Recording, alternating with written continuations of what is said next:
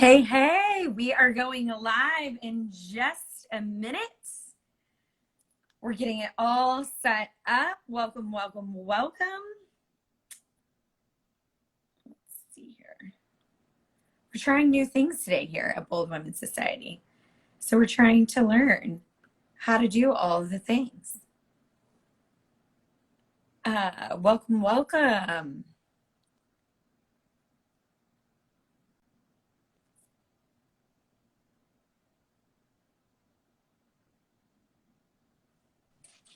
Hello, hello. Hey, Amanda. Hi, Katie. I'm trying to figure out how to get everybody to join with us and to get us on Bold Women's Society, but I'm not exactly, the Google stuff isn't actually doing what it's supposed to do. So we're going to figure it out. It's technology. It's fine. We're learning, right? Right. Exactly. Exactly. Okay. Well, we are super, super excited. Today is the launch of Let's Get Bold. Amanda and I are so excited to bring you everyday women just like you and me who are doing extraordinary things in their life, who are living their biggest, boldest life. And we're going to get started today. So, Amanda, sorry, y'all. No, you're good. You're good. Why don't I tell everybody a little bit about Bold Women's Society? We're waiting for a few people to hop on, and we're still waiting for our guest today to join us as well. So a little bit about Bold Women's Society. We are an online community with a spotlight on bold stories. So our mission is basically to inspire confidence in women to help them overcome any barriers, narratives, any belief, anything that is holding them back from the life that they are trying to pursue. And we have this vision of a world where every woman shows up unapologetically for who she is and in her pursuit of her goals and her dreams. And that's one of the reasons why we are bringing this series to life, as Katie mentioned. And it looks like our guest has just joined us. Yes. It works. Yes. I am so excited. Let me just tell you, my friend Jennifer is a friggin' rock star. I definitely call her the OG badass. So I want to introduce you to Jen, and then we are going to get started. Jen is a badass realtor down in Houston. She serves Katy and West Houston, and she's been doing this for the past 11 years. She's gotten so many awards, like I'm not even sure where she keeps them. Jen, are they behind you on that? I have That awesome thing here, some in the office, some in a closet, I love it. Well, one of the awards though that is the most exciting is that Jen is been named a gold award recipient for Better Homes and Gardens, ranking her in the top 2% of agents for their national brand. Top 2%. Again, badass right here. Jen is the leader of a team of 6 realtors underneath her. She is obviously a rock star realtor. She runs marathons and half marathons.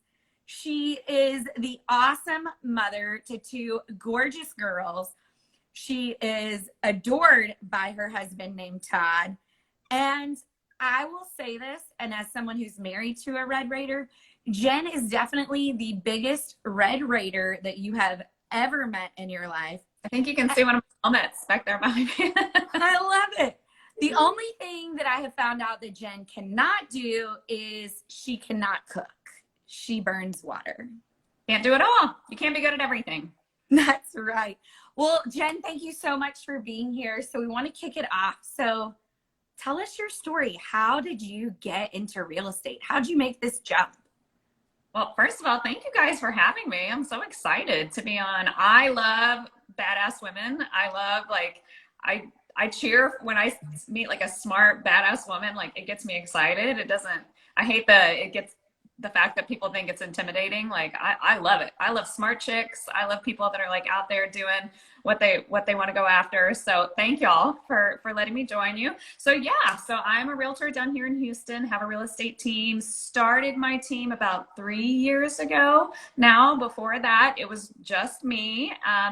And not to say anything good or bad, but I honestly, like, kind of like in the just okay zone, like not super awesome, not, not sucking, just kind of like going along. And about 4 or 5 years ago, decided that I really wanted to, like, let's do this, like, let's go for it. I happened to have hired a team of all women. Really not by a plan. That's just kind of how it worked out. So I've got a girl gang now. There's 7 of us. And just every year has gotten better and better and better. So it's a lot of work. And there have definitely been ups and downs and valleys and challenges, but it's awesome. And I'm loving it. So Jen, just quickly, because I know this story, but I want other people to know this. Mm-hmm. So your degree is in music and you were a teacher, but mm-hmm. now you're a realtor. So like, how did that happen? Yeah, it's for anybody who's thinking about making a career change. For me, it wasn't, I'm going to go teaching into real estate. I was a teacher, then I was a stay-at-home mom, and I love stay-at-home moms, and they work so hard. But for me, it wasn't a good fit for me. The minute I started staying home, the minute I started getting antsy to do things, I bought a Stroller Strides franchise. Do you remember that, Katie? Yes, I forgot about that. Yeah, I just really found that I wasn't fulfilled not doing something. Love stay-at-home moms, like, don't mean that at all with any disrespect, but I think you need to do what's right for you. And if you were totally fulfilled being a stay-at-home mom, that's awesome. But if not, if you stay at home and you still have that little, like, there's that tug in your heart to go do something, that was me. And so after a couple of years of just not being able to sit still and wanting to do more, I decided to get my real estate license. And we had just moved here to Houston. Didn't really know anybody. Now looking back on it, none of the things made sense for, oh, you should go into real estate. Like, I didn't have a sphere here. I didn't know anybody. So I really just had to start from scratch, from nothing. And I guess, what do they say? Ignorance is bliss. If I had any idea what I was getting myself into, I probably wouldn't have done it. So it's probably better that I didn't. And just, started putting one foot in front of the other and thinking I'm going to figure this thing out. Absolutely. Okay. So here's the thing though. You said you were going to figure it out. You were going to put one foot in front of the other, and you didn't have the sphere of influence. You weren't in the top 2% nationwide. But what was it, if you can go back, what is it that you were telling yourself? Mm-hmm. Where did that confidence come from when you didn't really have the results to back that confidence up? That's a great question, because I do think, back to the ignorance is bliss part, if you can just kind of not think about all the things that can go wrong or that you don't know how to do and focus on what you do know how to do. But real estate is a tough business. So just here in Houston, there are 45,000 realtors, people that have their real estate license. Let's see, fewer than 5,000 of them sell more than 4 houses a year. So you really have, and then, people that sell more than 20 and 25 houses a year. I mean, you're really talking about, out of 45,000 people, like the top 1% are basically the ones doing all the business. So to get into that top 1% is tough. I mean, it is really hard. And almost all the agents I started with quit within a year or two. And if I'm not that much smarter or that much more talented than anybody else, I literally just kept freaking going. I mean, resiliency is such a big thing. And if you have that, then, I mean, nothing else really matters, because in the end, you're just going to outlast everybody, So if you can I just kept getting back up and kept getting back up and kept getting back up. And yesterday wasn't great. Oh, well, okay, let me try again today. So really just that emotional resiliency is so important, I think, for success. I love that so much, Jennifer. And I'm curious, was there ever a moment when you were having those bad days where you thought, I just can't do this anymore? Where you literally thought about throwing in the towel? Maybe there was that voice that came up in your head. How is that for you whenever that comes up? Yeah, no, it happens. And my mom, I still remember this about her. She was so big on when things went wrong or whatever, you got 3 days to mope about it. That was it. Like you had 3 days, your boyfriend broke up with you or whatever. Okay, lay in bed, cry, be miserable for 3 days. And then on the fourth day, like, all right, like we're done with that now. Like you got to pick yourself up and move on. So maybe it's just kind of some of that mentality still. Even when things are hard, you think, oh my gosh, I don't know if I can keep doing this. Why do I keep doing this to myself? You know, I let myself pout or curse or whatever. And then after 10 or 15 minutes go, well, okay, like had my pity party. Let's get up and keep going. Because honestly, what else are you going to do? You know, if you want to get to the top or be successful, like you really don't have any other choice than to pick yourself up and keep going. Yeah. So when you started, did you have a goal to be in the top? Like, did you, as Amanda always says, if you don't put something in your GPS, how will you know when you've arrived? Did you know that that's where you wanted to go? Well, for anybody out there who doesn't know where they want to go, I can say I didn't really either. I still remember we have like little realtor magazines we get, and there was the top 20 under 40 in there. And I remember looking at the page and just being like, wow. I mean, I'll never be one of these people, but wow, good for them. And, you know, 4 years later, I was in that magazine, and, you know, now I'm in it every month, you know, because I'm about to be chair of the board for the Houston Association of Realtors here. So I can't necessarily say I like right when I started was like, yeah, that's what I'm going to do. I really was just focusing on day by day, getting better, keep learning, keep picking yourself up, you know, whenever something goes wrong, just being like, well, that didn't work. I'm going to try it a different way next time, and just kind of kept going. And then it really took a while to get momentum. And I think that's a big thing too, is people give up too soon. And especially when I started building a team, I mean, it was almost 2 years of doing so much work and really not seeing any reward or, you know, seeing the results of my efforts. And then it took, you know, about 2.5 years in, all of a sudden, all that work that I had been doing started to click, and our business just went up exponentially. The team grew. It all happened fast, but I had done so much work where I didn't feel like the needle was moving at all. So I think that's another thing too, is people, when they feel like they're not making progress, they give up, and you just don't ever realize how close you might actually be to hitting that next level. Yeah. So that brings up a good question, Jen. When did you know that it was time to bring on a team? What were you saying in your head? Like, when did you say it's next level? We're going next level. It was about 4 years ago. And I had, every time somebody bring it up, or Todd, my husband, would be like, you should build a team. You should build a team. And I was like, I don't want to manage people. You know, when you're on your own, you can have days where you suck and you don't do anything and nobody's really depending on you. Because, you know, our job, you don't have a boss. There's nobody there to make you do it if you're not getting up to do it. And I knew that if I built a team, I was going to be held accountable. It was going to be out there, you know, in front of all my friends and family. Hey, I'm building a team. So now if it doesn't work, you know, you're going to have that public humiliation kind of. So for me, it was about 4 years ago. It really started because my business was starting to grow and I was starting to take on some other commitments, and specifically leadership within our association here. And I had seen so many people that had gone through the leadership track and their business kind of fell apart because they were so caught up in doing the volunteer work. And I just thought, I don't want to be that, you know, like if I'm going to do it, like I still want to have a business and I'm going to need to build a support system around me in order to do that. So I hired a coach. I know y'all are big on coaching. I mean, coaching works. I gotta say, if you look at where my business was when I started and where it is now, if you had told me then where it would be now, I'd be like, no way.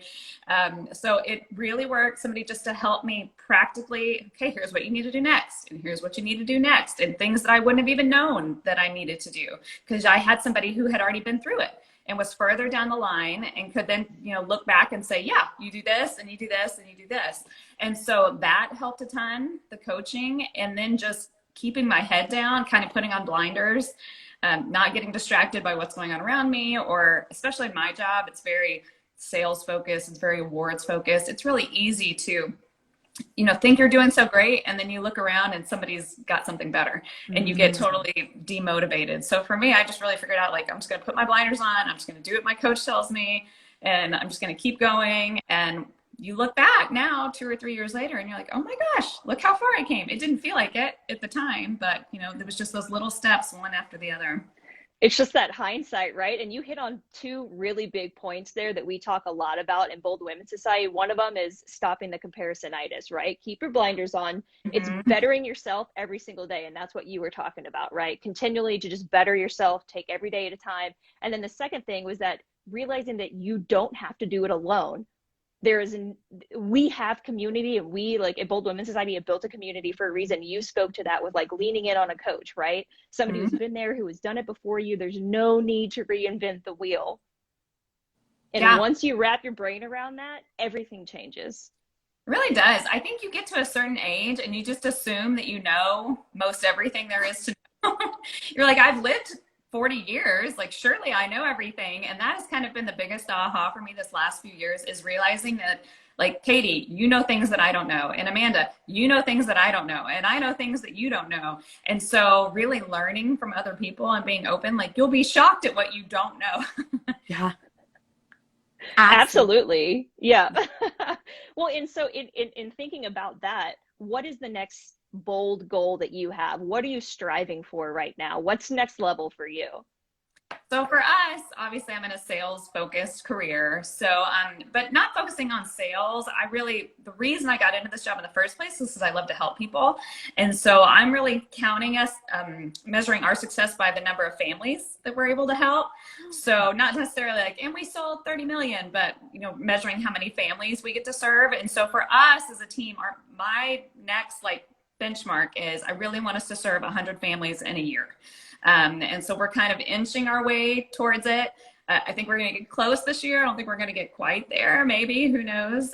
But that, in my mind, I kind of shifted towards, I think if you just take care of people, the money and everything else will take care of itself, you know? So I don't really track my income is probably like I should, or I do track our sales just because I have a team that I've got to stay on top of. But really for us, it's about how many people are we serving. And I just know if we're serving that many people, like, everything else is going to fall into place.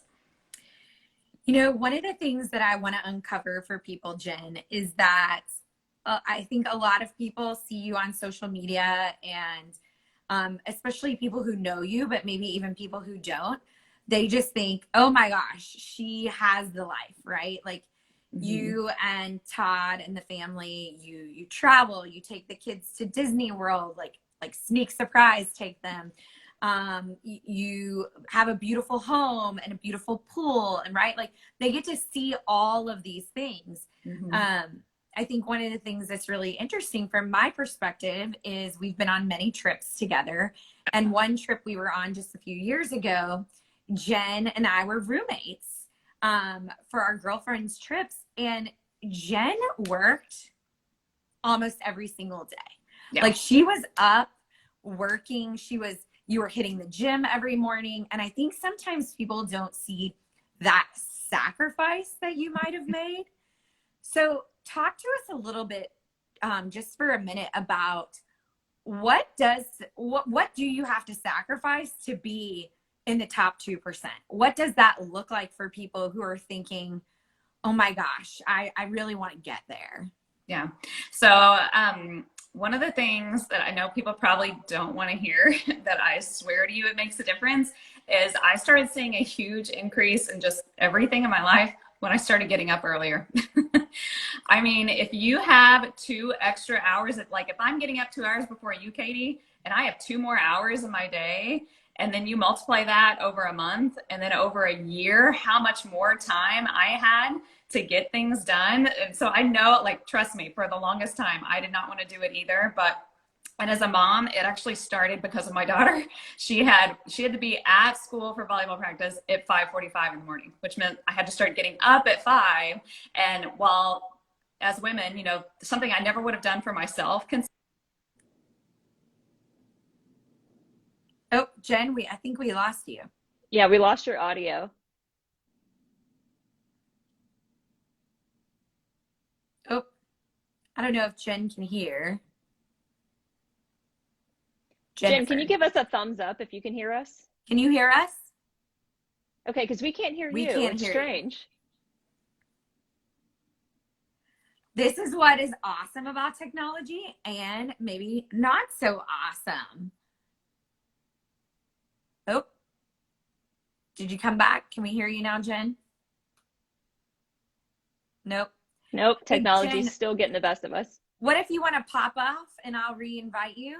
And while we're doing that, Amanda, why don't you tell a little bit about Bold Women's Society? Because our Bold Women's Society thing didn't come up. And Jennifer will get you back on.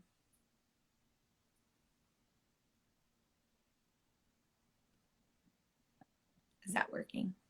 Yeah, let me see.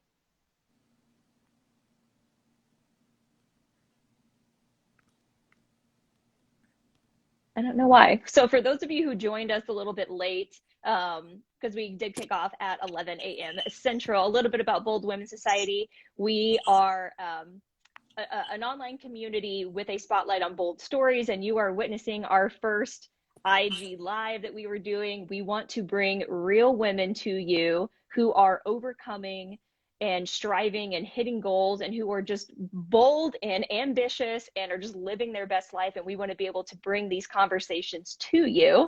And right now we're working through some technical difficulties, trying to get our guest Jennifer back on so she can finish telling us her story. Yeah, I think I just re-invited her back, so it should happen. Ah, there you are. Are we back? Yes, you're good. Did y'all do some tap dancing while I was gone? We did, right? That's what we badass women do. We just go with the flow. Live. You gotta love live. Well, you want to hop right back into it? I'm trying to remember. Yeah, tell us a little bit about those sacrifices. Oh yes, that's right. So, so had to start getting up early every morning for my daughter. Mm-hmm. And once I was up for her, I was like, well, I'm up, I might as well go to the gym. So I went to the gym and was home and showered and at my desk with my coffee ready to go, by like 8 o'clock in the morning, whereas usually that wouldn't have happened until 9 or 10. And I was so productive and I got so much done. And then at the end of the day, I could actually stop and, shut it down and take a break. And so after a while of doing that, I really got to where I loved that feeling.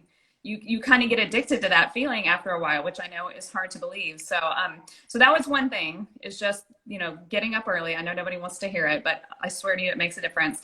And then Katie, I know you're training for your first half marathon. Yeah. Yeah. So, so I ran one marathon, and I was just like you, like, you're setting that goal for that half marathon and you're like, I don't really know if I can do this. I'm not really a runner. I've never done it before. And that was me with the marathon.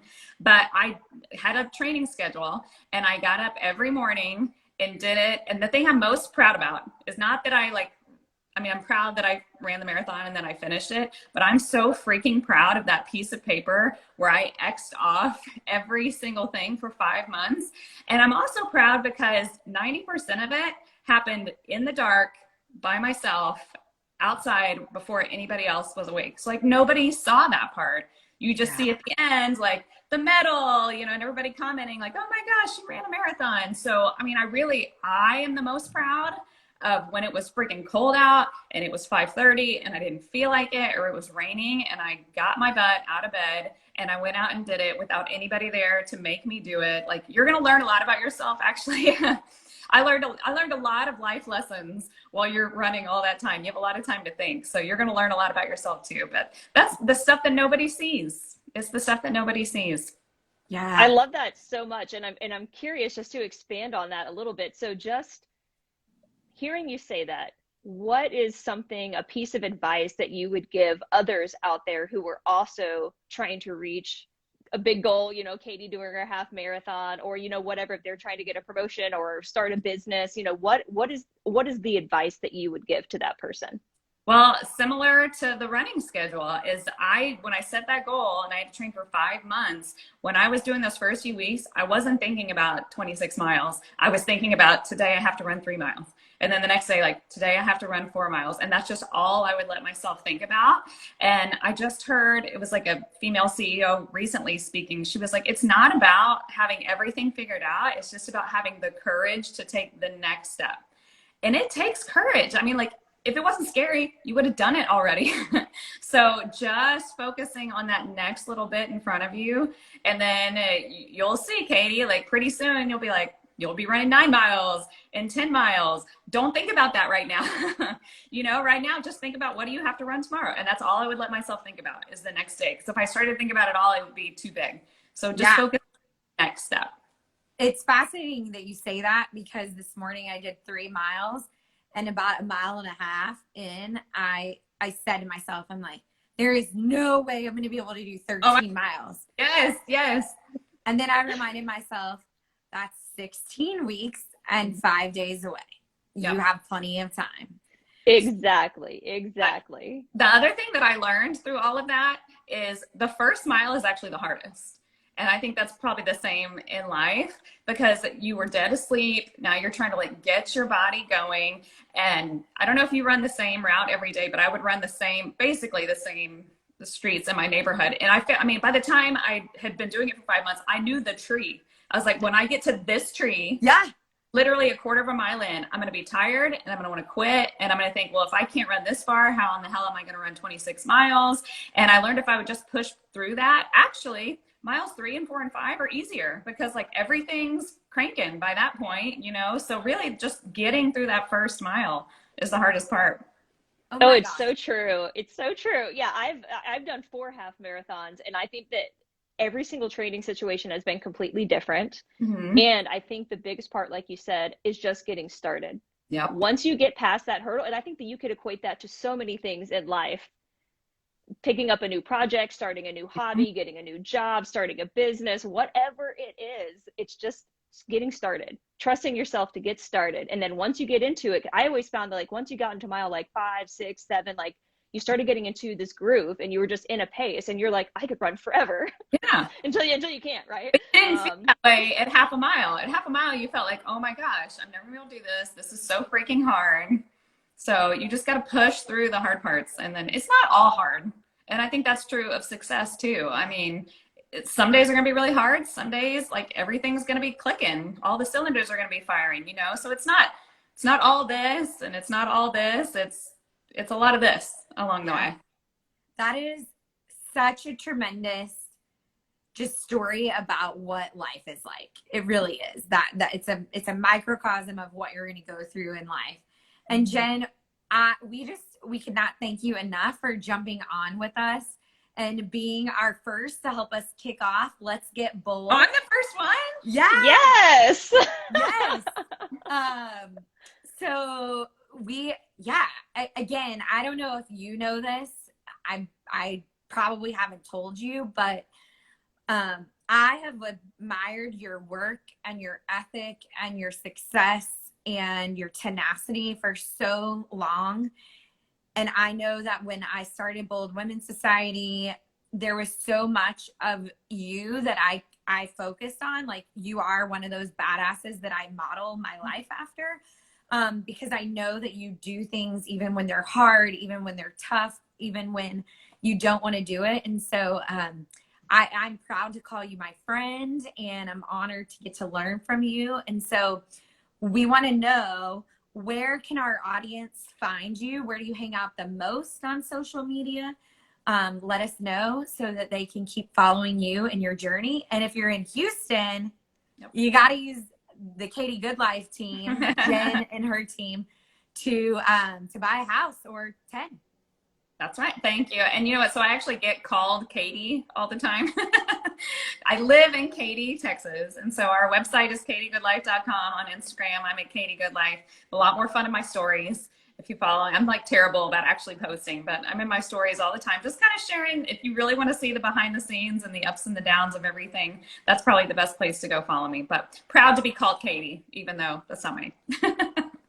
Well, awesome. Well, Jen, thank you so much for today. We love you. We thank you for being bold. Thanks for bearing with me through a little bit of technical difficulties, but yeah. No, absolutely. You handled it like a champ, and we're learning what we're doing too. Like we said, this is the first one. So just thank you for jumping in. Thank you for being here with us. It was so great just getting to chat with you. This is my first time meeting Jen, so everybody who knows that on the call. So just I learned so much from you, and just so thankful to have you here with us. Awesome. Thank you, ladies, for having me. Bye, ladies. Bye-bye. Have a great day. Bye.